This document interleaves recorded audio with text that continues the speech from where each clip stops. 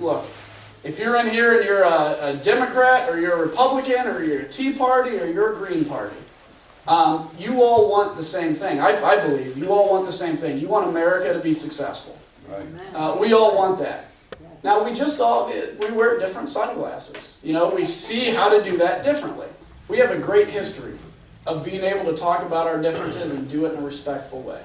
So I don't necessarily need to keep rehashing that, but let me just say at the onset, please, don't yell out anything. We'll be orderly. Raise your hand. We'll call on you, and ultimately just be respectful. If somebody says something you don't agree with, please don't yell out or anything like that. We're just having a conversation, and I think this is what we need to do more of in order to prevent the kind of separation that I think has been happening in our country.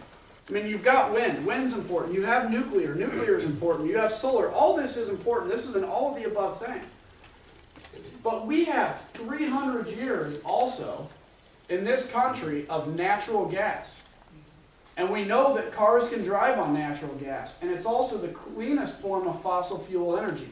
That's another area to look forward to. But here's the thing. As population increases, this is the population spike. And as our green energy production increases, it doesn't increase as fast as population does. So you still have an increased need for fossil fuels. And even if we do increase green energy at the rate the population is, you still have all this fossil fuel we're still using.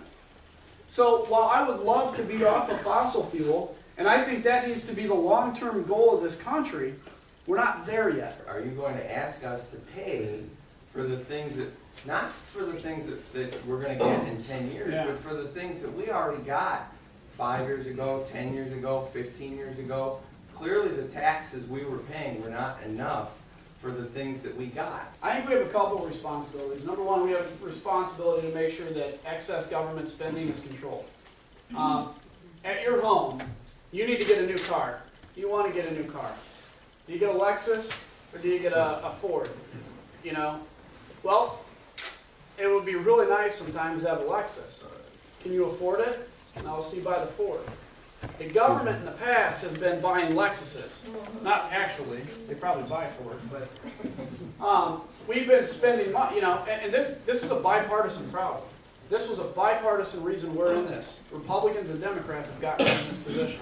The way to raise tax revenue, and I agree, we need to raise tax revenue, but you do that by getting people back to work. You take them from being a tax recipient right now to a taxpayer, back on the payrolls, and you do that by generating the economy again. I think when the government raises taxes, you guys have seen it in Illinois, that was a 2% increase.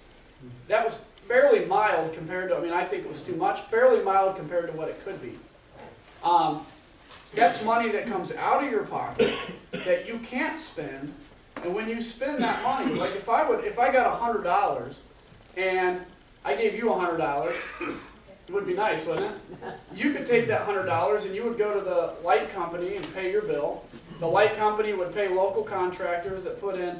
So it's $100 that just has a lot of velocity. It circulates and fast. When you pay that to the government, there's some velocity that comes with it, but a lot of that is spit off into waste. Especially right here in the Midwest, going through some pretty drastic steps as they're dealing with their state budgets. Look, how do you guys see that? Well, look, I don't take an opinion exactly on how it's going on. I will say this. Wisconsin's in a situation where they have higher tax rates than we do. It's still 2 or 3% higher than even ours on income tax. I think they're put between a rock and a hard place. They've got to cut expenditures, and I think the governor's in a situation of trying to figure out how to do that. I would say, I think if you're hired to be a legislator, you probably should be at your respective state capital legislating. But as far as the details of it, I'll leave that to the people of Wisconsin. Adam, out in the